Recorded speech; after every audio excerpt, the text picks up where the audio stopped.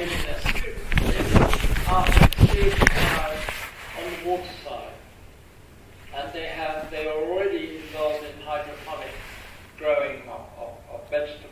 They're already out in the marshes, and I became, as you'll see later, quite interested in the possibility of marshland. Another thing that has interested me for a very long time, though I have not yet had the opportunity to apply it to the built project, is the idea of vegetation adding to the language of architecture. Now this is a real example from the 19th century in Karlsruhe, in Germany, where a building was constructed so that the growing parts would form an enclosure.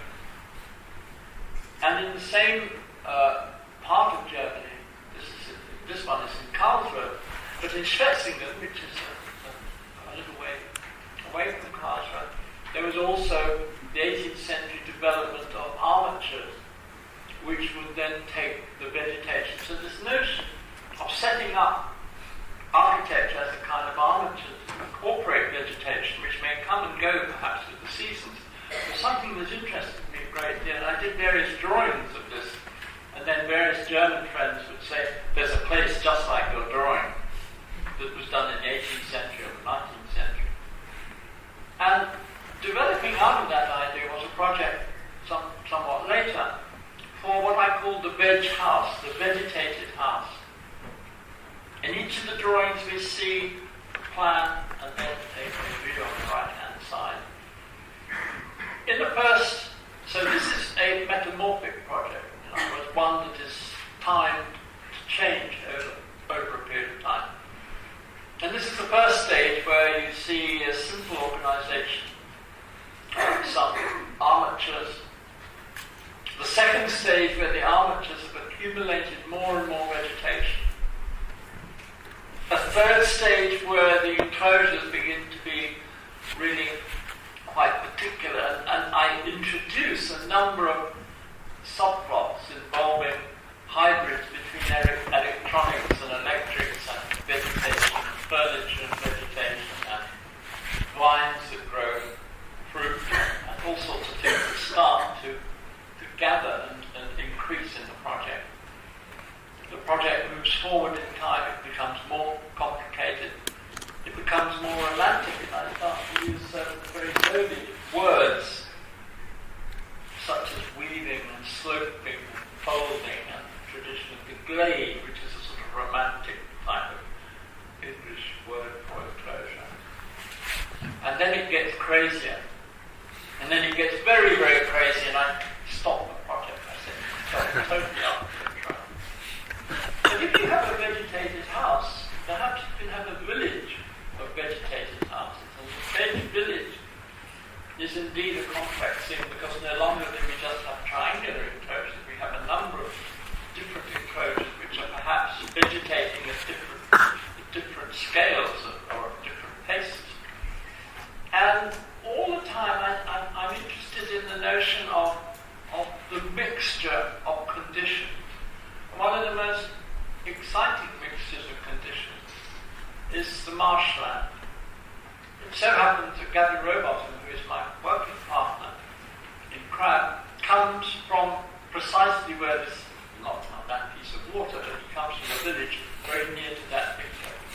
And so both of us have many conversations about the interface between water and solid, or perhaps the ambiguous condition where the territory is neither fully land nor is it fully water.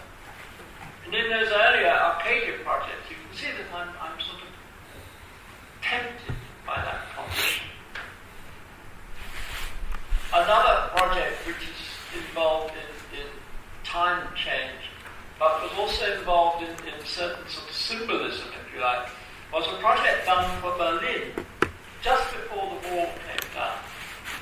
It was for West Berlin, and I called the project Way Out West because it was concerned with a piece of Berlin which is at the end of a famous street called Fürstendamm, and it established a changing territory which has structures which themselves begin to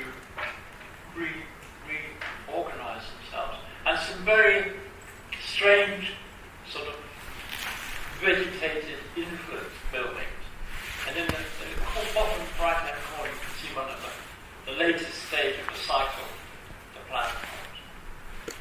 Much, much more recently, as recently as 2 or 3 years ago, I made this drawing, which is deliberately difficult for myself. I was interested, and still am, in the ambiguity between built form and vegetation, but also in kind of dynamic terms.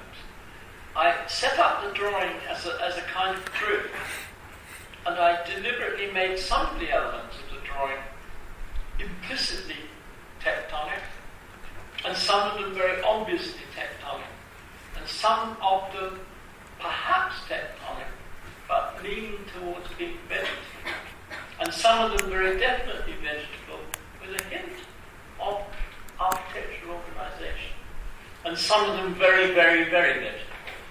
And I deliberately, as it were, played with my own sensibilities and my own ability to analyse. This is a larger piece of the drawing where you will see some funny hats, some buildings that are not only architecture but almost poke fun at architecture. So then I suddenly say, there are moments when it's totally architectural. There's no ambiguity at all. As one end of the spectrum.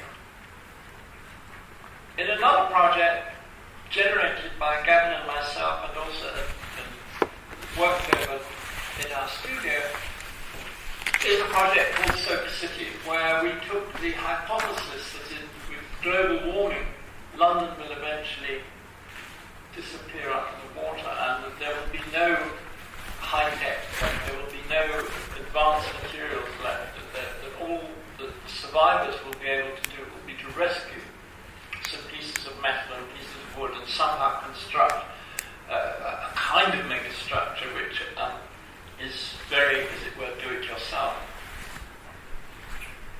And this is survival. But of course, it had many of the characteristics with which one had already been interested, such as incorporating vegetation with structure. We won a competition in Spain, which unfortunately didn't get built because the money ran out, where we actually, with Spanish colleagues, investigated at quite a serious level ways of making a vegetated and more or less naturally cooled structure for office building in the south of Spain. And this went into a fair amount of detail, but we so far haven't built a vegetated building. On the other hand, I started to build blue buildings. The very first one in Berlin was a piece of social housing, and very simple. And it has been useful to do social housing at least twice, because I think that if one can't design a place to live in, then the other it doesn't make sense to do more. There's blue building number 3, and blue building number 4. Blue building number 3 is in Madrid, is also social housing. And blue building number 4, which I shall come to right again, is just gone on site at the moment. Meanwhile, probably most famous of my work in the last years is, of course, blue building number 2, which is the Blob. A building for an art museum, a building that takes travelling art exhibitions in the Austrian city of Graz, known sometimes as the friendly alien, because my colleague on that, Colin Fournier, came up with this notion to try and explain to people that it was a very odd looking but a friendly alien. And most of the newspapers drew attention to its blobby shape. I don't think we started off with the idea of it being a blobby shape. It emerged to be a blobby shape. But I'm fascinated by the idea of the blob after the event. There was, in fact, on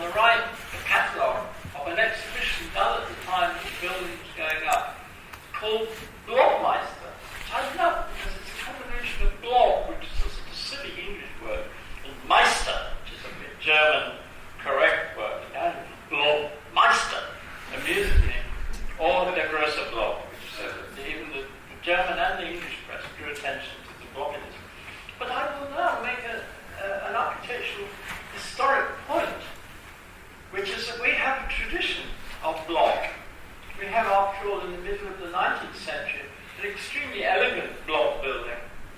And we did have a television personality called Mr. Blobby.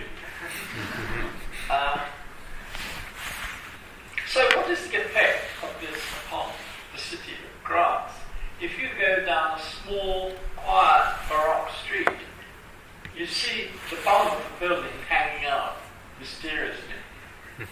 If you look from a high building, you will see that the friendly alien sits actually fairly circumspectly within the scale of the city. And if you look at that picture of the city, you will notice that even in the 18th century, there were people doing blob shapes and stuff that people don't draw attention to. I think we won the competition because we did in many ways the simplest buildings that were exhibited afterwards.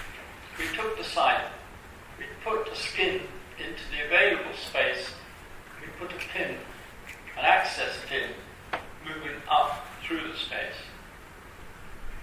There's a bit more to it than that, but basically our task was to knit this art museum into a space left behind a 19th century cast iron building and some old baroque houses. So it was a sort of more or less slightly triangular site. We simply filled the site, allowing just the fire escape room and filled the rest, and then moved from the most used corner up into the building. We did have the advantage of knowing Graz quite well. Colin at that time had a girlfriend who came from Graz, and I had 8 times been to the city, including with students. And I knew the site for the very particular reason that there used to be a dodgy bar that was the only bar that was open at 3 in the morning on the site. And that's why in the site. Knowing the site does help. It means that you can take very rapid decisions about where you come in, which pieces you want to shield, what will be seen from different viewpoints in the city, and how it relates to the river. And this was seriously very useful. So that I always insisted this is a site-specific project, that one doesn't intend to go around the world dropping blobs, but it worked for that particular place.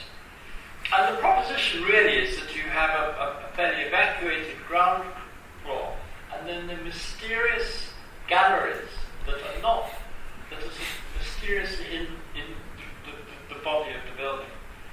And as people move up the travelator, and their friends are sitting underneath, you don't know what's going to be up there until you enter it. You enter, you move up the travelator, which I like because it's a rather commonplace device. I like the idea that in Austria, which still has a lot of sort of bourgeois ceremony and politesse around the idea of going to exhibitions. I like the fact you just have to go up the travelator like we do in an airport or a railway station. It's a very commonplace sort of thing that it reduces everybody to just going up into a hole in the floor. And then you enter the space which has been used by a lot of very known artists. Some artists say, why isn't it a white box? And they're not going to enjoy exhibiting in this building. But many of the more powerful artists seem to find it, like Gilles and the late Solowit, and a number of others find it interesting as a challenge and usually respond to it rather well. The building from the outside then had this interesting task of having to knit itself behind a very respected piece of Austrian culture, which was the earliest cast iron building south of the Alps. And we had to respect it, and we had to spend a lot of money propping this thing up. The joke was that we found that it had been brought from England. The cast iron building was a series of English pieces of metal. And we laughed to say that at the end of the 20th century, there's some guys from London selling the Austrians a plastic sheet building, and there were some guys from Sheffield in the 19th century selling the Austrians some metal pieces. So what about culture? What about the idea of the indigenous? What about the idea of place? There is always going to be a lot of exchange. Now, some people, particularly journalists, have taken the easy route out of explaining this by saying, oh, well, it's sort of archigram and finally got built. Whether that's true or not, I think not, but even if it was, it would have been impossible to build in the archigram period because computers have not developed to the extent that they were able to deal with these parts. They were able to make the building happen within 2.5 years, only 2.5% above budget, and with a complex geometry. This really depended upon, state of the art then, which was sort of early Rhino period, we would say. And of course the idea was that the nozzles were to bring in north light. In fact, they don't bring in enough north light, but they help. Except for the naughty nozzle, which doesn't come in from the north, but faces a funny direction, because when you're inside, you can see the castle. And suddenly the town begins to be the most important exhibit. However good the art exhibition, however good the cream cakes in the restaurant, however erudite the lecture in the lecture hall, the key thing really is that Graz is a rather beautiful city with a very intriguing valley. And the long cantilevered piece of the building at the top, in fact, aligns itself and restates the relationship of the building to the valley. It is, of course, a craft building. In a way, because it was hand positioned, it is much a craft building as the tiled building in front of it. It purports to be looking to the future, but still its physiognomy is of a concrete underframe, a steel overframe, a lot of insulation, a steel carcass, and then the plastic sheathing. One of the things that late in life I've discovered as I start to build is that however many drawings and even models you make, some of the best conditions are often unpredictable. In this particular illustration, the interstitial space between pieces of building suddenly are kind of quite surprising, quite shocking, and sometimes rather beautiful. Other things that you're trying to incorporate into the project remain as partially fulfilled pieces of experiment. We've been interested for a long, long time in the idea of not having a window, but having a kind of slow transition between the opaque, the nearly opaque, and the translucent and the transparent and back again. And we were allowed to do a little bit of it on the building until the people paying for it started to get worried and say, well, enough of that playing around, keep going. A key aspect of the building is, of course, the 920 pixels of light. Now, here in Tokyo, you have some amazing and much more developed pieces of electronics on the wall. But what I still like about this one, no, it's only black and white, and we don't use this ordinary bathroom fitting because we didn't have a high budget, is that it rides the body of the building. It's rather like body paint. It isn't a sort of perfect rectangular picture or information. It's an adjunct to the building itself. And I suppose, in many ways, the inspiration for that was Toyohito's Power of the Winds in Yokohama, which I've always admired.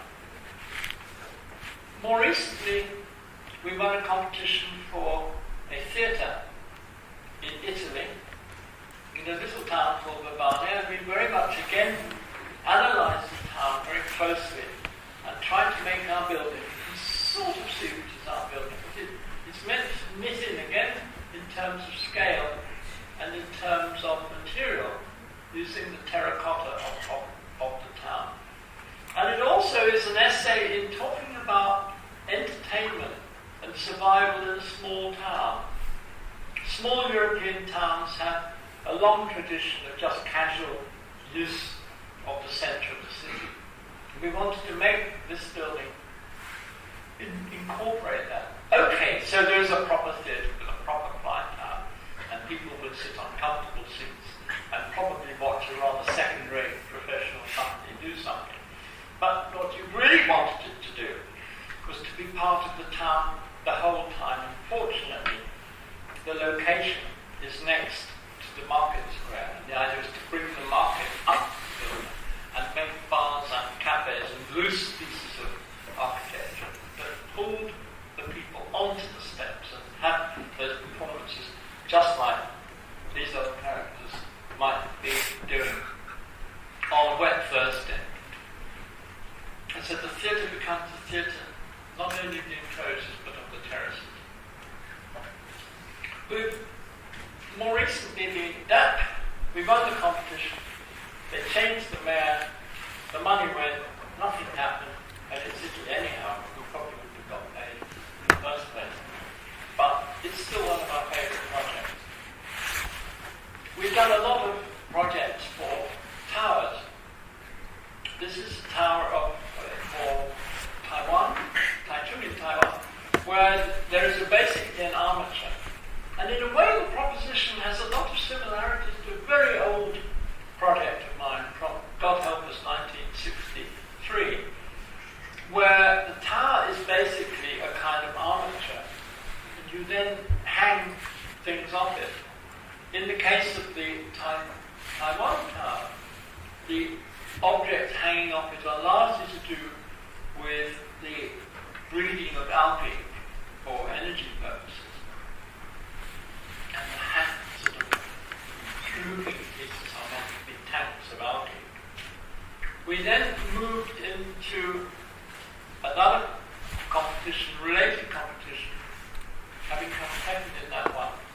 We then were in this competition where we looked more closely at the apparatus for the breeding of algae. We then moved on to the third and final stage, but did not win, where we incorporated also other means of energy creation, using wind, using sun, as well as breeding algae. We treated the building really as a kind of, again, an armature which contained other buildings, and also protect the park from the sun, and so it drifts and disintegrates out over the parkland, which is underneath it. It's like quite close to Teruita's opera house. And within this sheathing lie a series of sub-buildings, some of them things like wedding halls, some of them laboratories, some of them housing for the apparatus. As an office, we've been doing a number of projects involving colour. This is another competition project where the task was simply to cover a very large, very old railway station in Birmingham. Birmingham is a sort of funny, grey place, but it does have some evidence of colour. And what we did was to rotate the colour of the skin so that it would comment back on some of the colour that you do find in Birmingham. So the terracotta street, which is dominantly red colour, would actually have the red side of our building on it. And east-facing Future Systems blue, famous blue building, would be the blue side of our building. But the sunny side of our building, the south side, would be the yellow, the palest side of our building. Back in Taipei again, in another competition, one is also using colour, but here using it along about a half-kilometre strip. This is a strip for a music room. And here in the model, you see the city end of the strip, which has a very hard architecture, kind of de style mannerism, but a very bright colour. And as the strip moves along, you flip round to the other end of the strip, you find that the form of the building softens, so that along the strip, the form of the building is gradually softened and become more kind of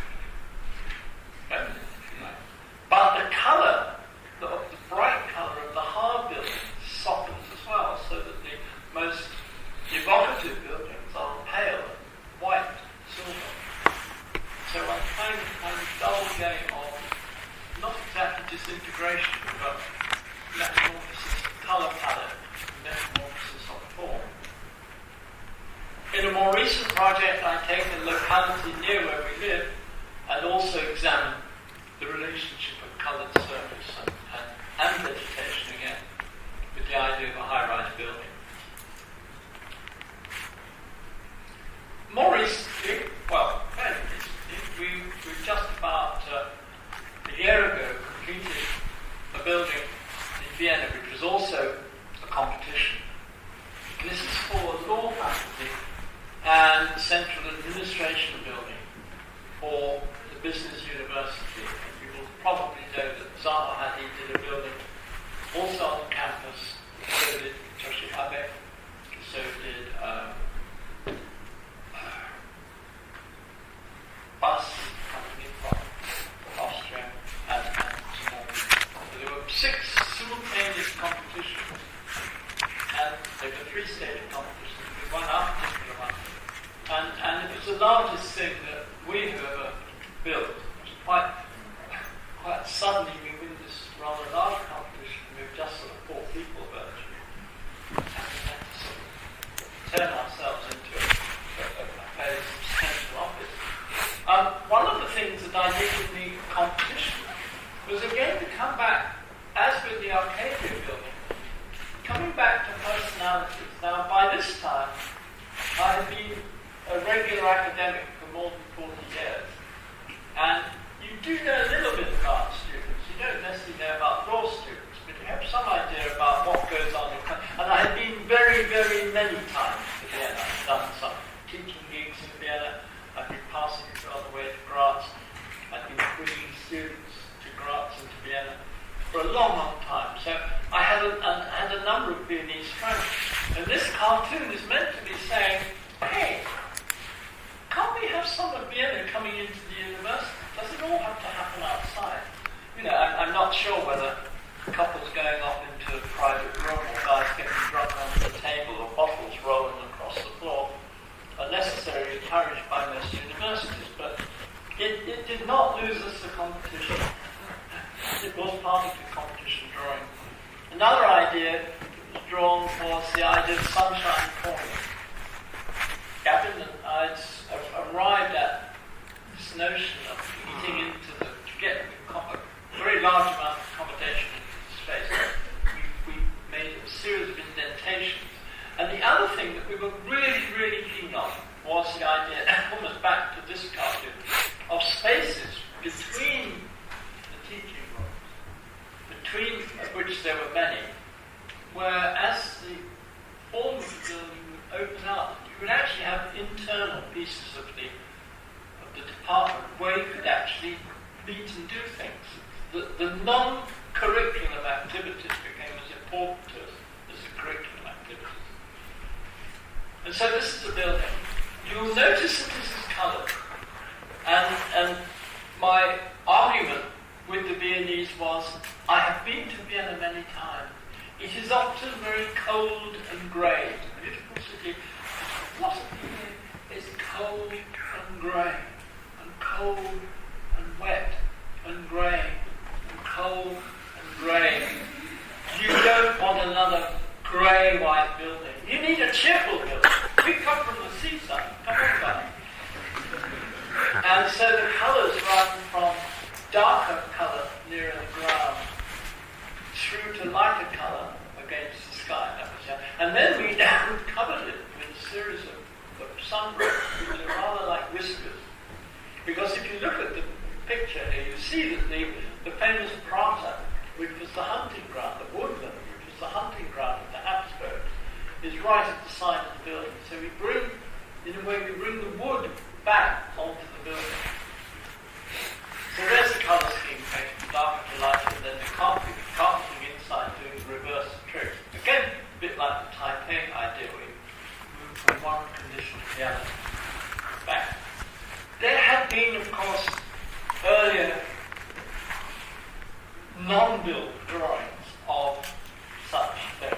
So in a way, you do some drawings in the 1980s, or 1979. You do a drawing in 1979, and you keep the idea somehow in your back pocket.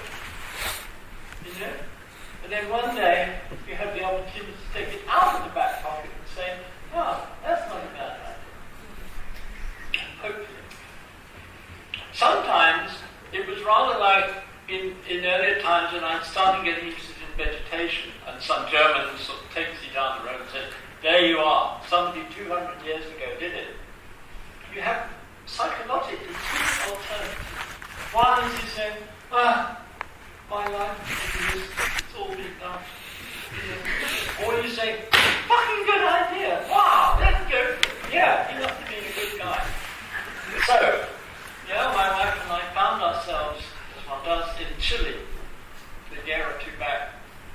And some guys there took us to see some coloured striped buildings done maybe 30 years ago. Why not? Great! Valparaiso is also a very coloured town. And so here we have this building which has, we took a basic organisational decision, which was to put a kind of terrace garden on top of the library and to link it with the woods at the back. And so we wrapped this garden, which hasn't got the grass on it, it's got some funny red rubbish on it, it is going to have grass on it. And we wrapped it with a kind of designer stubble with whiskers. And then we have two jolly noses who greet you as you enter our part of the campus. One nose on the left is the students' common room, and the nose on the right is it's a sort of canteen, it's a sort of coffee shop, which is actually the end of the admin building. You see the organisation here on the plan, quite a, as I said, it's a 200-metre long building, which is quite a handful. And there are these internal meeting spaces, which we managed to do. The plan of the library, this is a rather exotically coloured plan of the library, shows part of the parkland moving up, and I guess you might say, I did show a picture of Roberto Burle Marx, didn't I? And suddenly I realised that part of it looks very much like Roberto Burle Marx. But the pink things are actually capsules. They're actually little capsules where you can go talk to your friends in a loud voice, not disturbing the rest of the people in the library. And my God, they too are coloured. And then some of the roof lights are placed so that you just get, and the roof lights can be sat on, so that you sometimes get somebody's bum sitting on top of the roof light, like those capsules. Or you get light. The idea was we were very concerned the whole way through of making the law library such that you could get a sense of life outside. Occasionally there are rather more sober pieces of coloration. And the sunshine corners. And the night time of the noses. And a rather exaggerated view with somebody's very professional camera. It shows it. Well,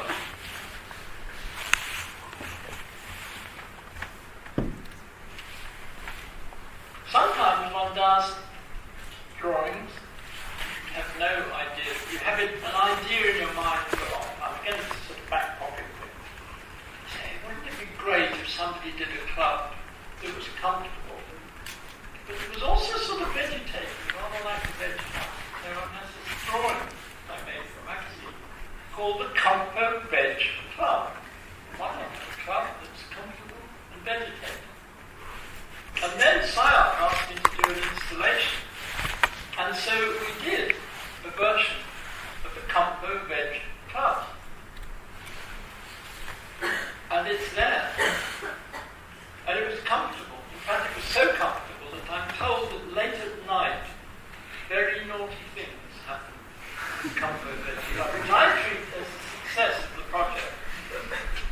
But then I did something which I've not had the opportunity of doing before, which is to have constructed something. And then I returned to the drawing board. And I said, right, we've got the basic video. Let's go back to the theme, on the theme of the Comfort Veg Club. What would I do with it now? So then we get the cycle of using the constructed object as a starting point for a further set of drawings. been very interested in public space too, and the way in which one can have people in a small town. Again, it's back to the sociology of the small town rather than the Italian project, where in this master plan, which I did with colleagues in Pinto, near Madrid, I took the proposition of a boardwalk to be the core of the project, where people would just hang out, where the old tradition of the flaneur, where you use kiosks, small kiosks, tucked under the building. And there you see the model of a myriad of kiosks which are tucked under the major buildings of the project. And again, of course, noses come into the conversation. The tradition, of course, again coming from the seaside of the boardwalk, where all the action is something that one's kept from childhood. We got the opportunity in Blue Building number 3 to apply this. And here you see the same proposition, the building up on lakes, and the kiosks living the life underneath it. You see this in the drawing. Unfortunately, in Spain, there was no money, and our building started and hung 3 floors up, nothing happening. Finally, it was completed, but with the kiosks unopened, no money for the shutters, and the city of Madrid did not want people to do a very key part of the project, which is the idea of having sports activities on the roof. So the whole building would have been run on a hamburger where you make profit from that little bun, which is the building, and then the filling, which was the kiosks, and then the underbun, the car park. It all moved on into the bun. What's interesting, it raises a very condition which some of you will almost certainly be, which is that sometimes you do projects that don't build them. I'm used to that. Yes. Sometimes you do a project and it gets built, but there isn't the money for some key pieces of it. And the question is, what is left of the project? Because in my view, a very important constituent part of the project was the activity on the roof, were the potential of the shutters, and was the action that would happen on the ground. It's a very dead suburb, this Vallecas area. It's very deadly, just full of buildings and cars, with no action. And it would have brought action. What you are left with is some sort of old basic bits of almost Corbusian heritage. But whether that loses some plot, I'm not sure. In recent times, I've just been up in Kyoto doing a workshop at the Sekai University there of students doing kiosks. A month ago, I was in Taipei doing a real kiosk, and I've been collecting kiosks for a very long time. I'm fascinated, but I'm not going to go into detail today. I'm fascinated by the tradition of the small, almost not considered building, of which in Japan you're masters. But I will draw attention to the drawing on the right, which in a competition for just simply a footbridge, we applied a kiosk to it. And then my friend Gavin said, why don't we make the kiosk move across the bridge and enliven the town? And then I said, why don't we put a bar on top of the kiosk so that at night there'd be further action? So you don't just have the boring on the bridge. You have kids with top ices, things moving, things drinking. You can get a bit of action on the bridge. Okay, I now move to the last group of slides. And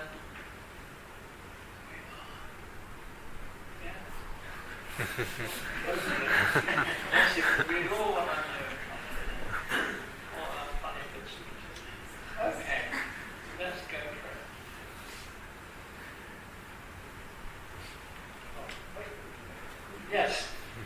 So we won another competition, this time for an architecture school. Now there's a wonderful piece of irony. There I am, by this time, nearly 50 years, man and boy, they say, working in architecture schools being the head of the old architecture school. And then suddenly, it's like the gamekeeper turned poacher, or the poacher turned gamekeeper. You suddenly get the job to do the thing that you have been doing on the other side of the desk. And this time in Queensland, and if you look at that picture there, the archway is actually an Arata Isazaki building. He made the first building, I think the first bit of planning.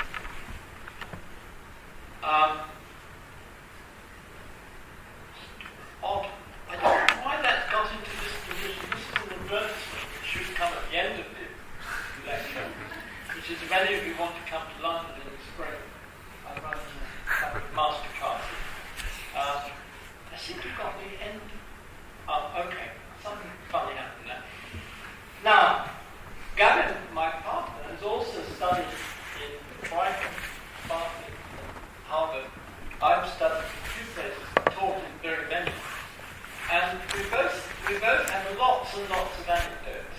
And he's also spent a lot of time teaching. So when we did this project, we didn't say, let's go to Neufeld, or let's see what you officially do in architecture schools. We said, do you remember that funny Christmas you said, hey, you know that funny corridor? You know how they do bring the bits of wood out in the market? You know the roof in the GSD market? You know that funny room at the top of the image? You know that funny place in Huddersfield? Whatever it might be, and there were certain key buildings that we knew very well, such as Harvard, Depaertment, SIOP, Stable-Schultz, and so on. And so the project became working through anecdotes, not just sort of making a diagram. And I loved the whole business. I traveled very much, and even just the other day, I brought my GSD students from Harvard over to the Depaertment and mixed them all up in the party, and then said, can you spot who comes from where? But I returned to, then I was persuaded, because of the quote-unquote success of the cartoons we did for Vienna, and hey, began, I said, do some more of your cartoons, come on. So I did 3 or 4, and I said, no, you've got to do more than that. I ended up doing 20 cartoons, of which I'm only showing you a few. But I'm amused by the traditions that occur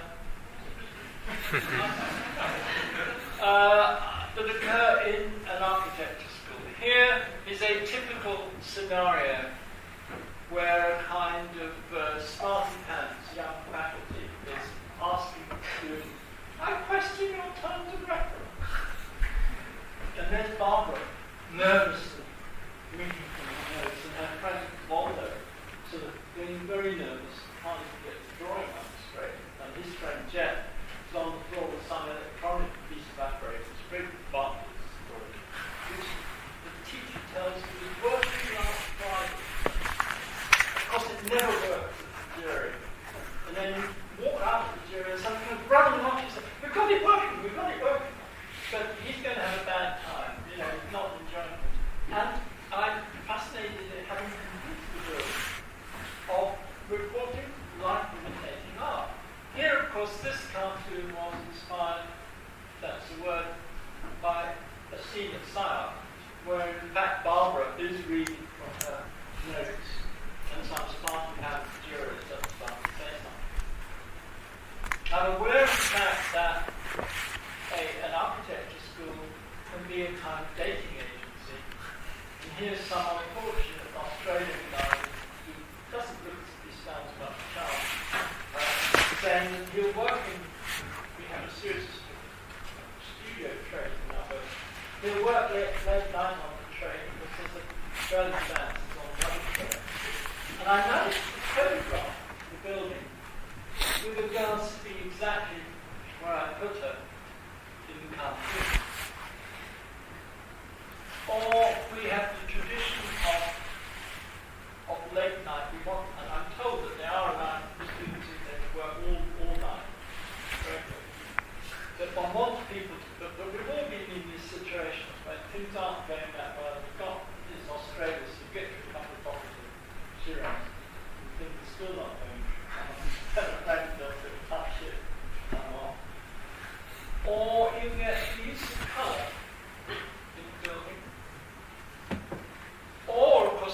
which I think the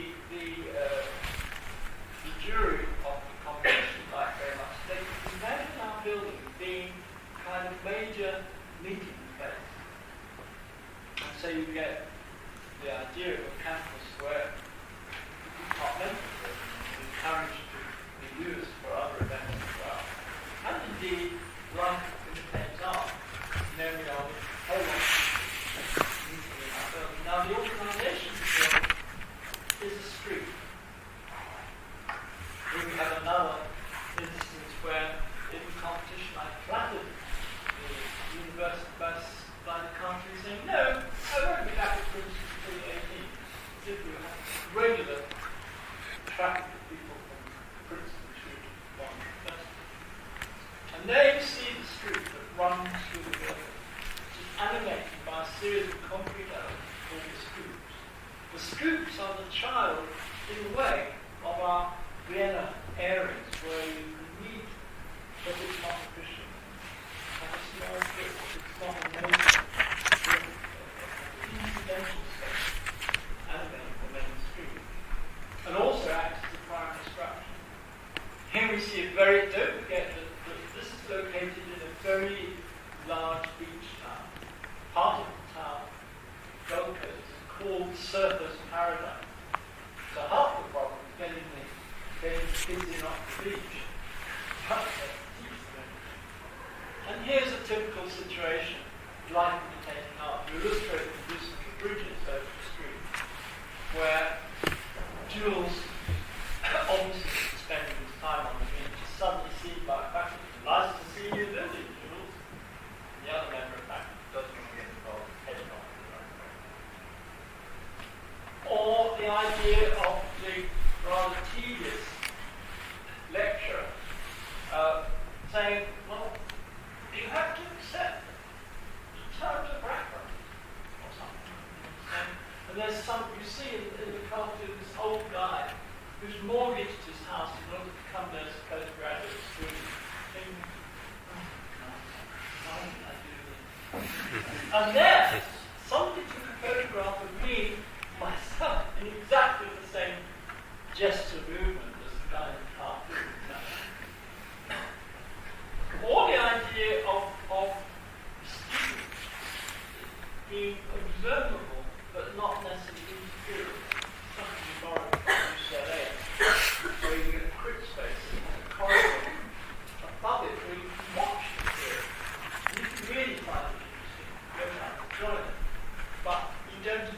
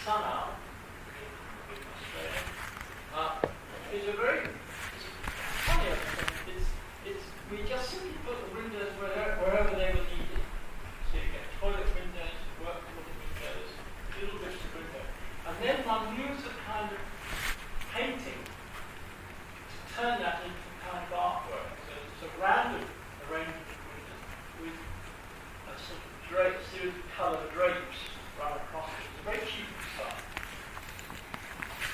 Just as we're in an academic situation here, and I'm somebody who has read those books, talks about drawing, I'm interested just to track, and it's a very fast project, about 2 years, 2.5 years at the most, from competition to finish.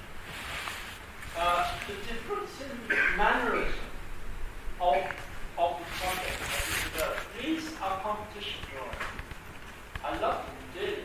They're very dramatic. They're almost like German expressionist drawings that are done on the computer. Very dramatic. Then there's a phase of sort of fairly ordinary drawing. Then there was a phase of drawing starting to talk about material and layers and coloration. Then a series about, and sometimes there are different people doing these renderings, but sometimes very particular, there's a Swedish guy who inserts his girlfriend part of the scenery. And then this is a very kind of spooky, sort of dramatic version. These, on the other hand, are competition stage views at the early stage. You can see at the bottom there the early version of the auto election. Much more organized. And then the moment at which the scribbling stops because they dig some holes and pour concrete goodness in the dark. And that for us we're still fresh in that kind of condition. We had much more control over this project than we did in Vienna because Vienna was handled by all the 6 billion computers are handled by a big engineering constant battle. They always want to make anything cheap. Here we have closer control of those. And the building moved very quickly. And there is the final street with the students, with the idiosyncratic concrete. The street has also some edge conditions which are mixtures of furniture and subdivision. The street is on the slope, so we have to deal with the question of not giving up over the slope, which is stable up. There is a street under different light conditions. We keep out direct sunlight from the street there, but eventually, at a marvelous time of the evening, sunlight does affect the building, then you get the evening sun. So although it's a much more monochrome building now than the Vienna building, it does nonetheless have a certain coloration. And there are places where we just, as you can see here, where we just pick up very small edges, bright colours, very small edges, identify the edge. The studio side, in reality, not many people are getting there. The school is only about 60 or 80 students at the moment. And the furniture, which we designed ourselves, we designed different types of furniture, and we had them made in China in order to come into the budget. We were allowed to do it so long as we kept it cheaper than the standard Australian furniture for schools, which is tricky, but we wanted to do it. We did some furniture in Austria. Then we have a thing called, I call them the northern rooms, which is basically smaller spaces with postgraduates now. These again are rather underused at the moment. This is the conference room. This is the director's room. And then the students themselves. Different activities happening. Some very informal. And the issue we're interested in with these conditions, which is seeing things as glimpses, light being percolated through the corners, through moments, through stuff.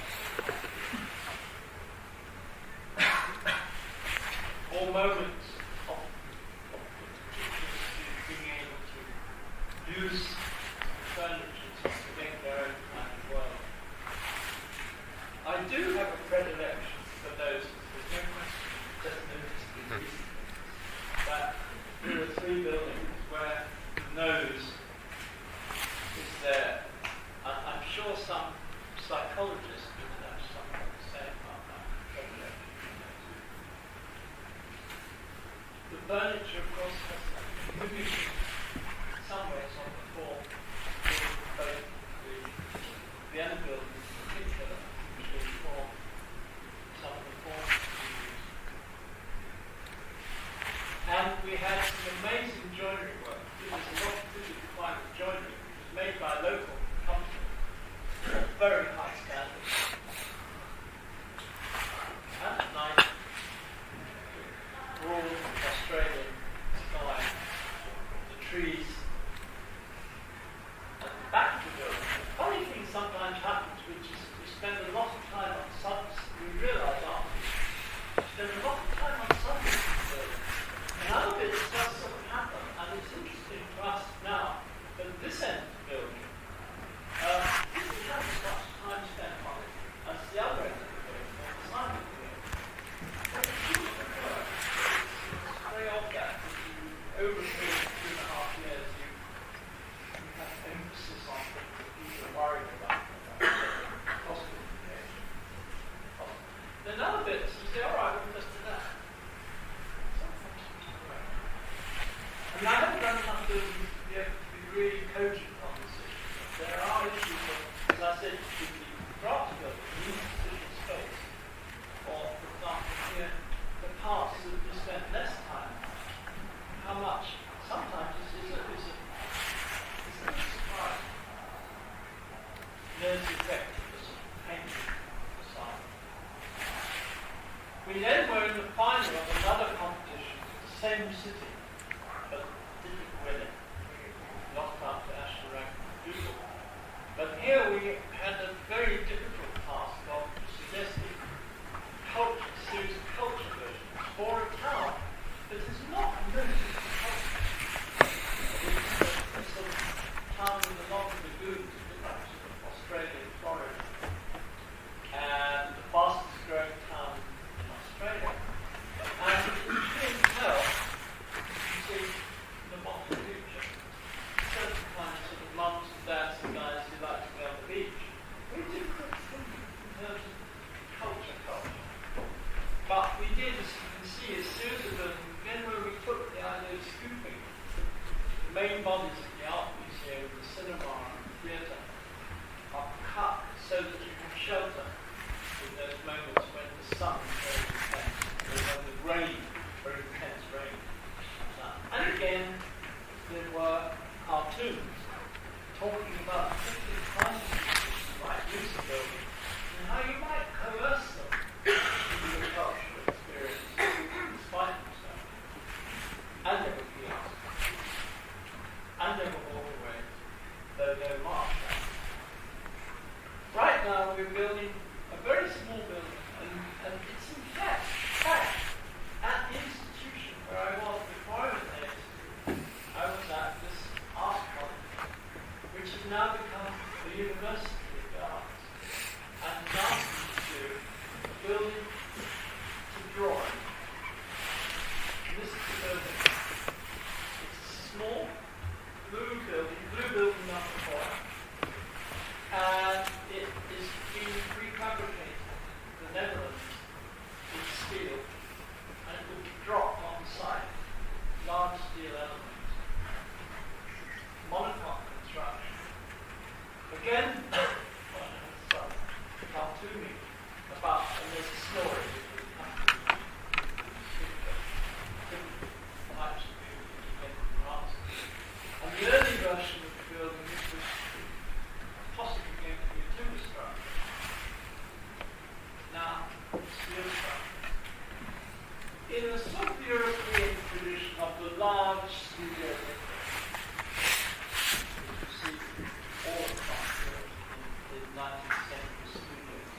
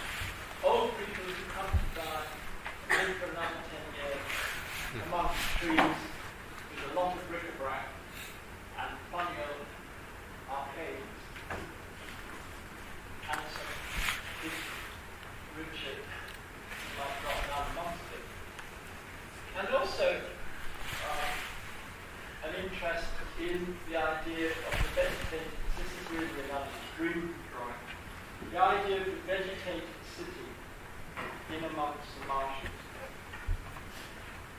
That's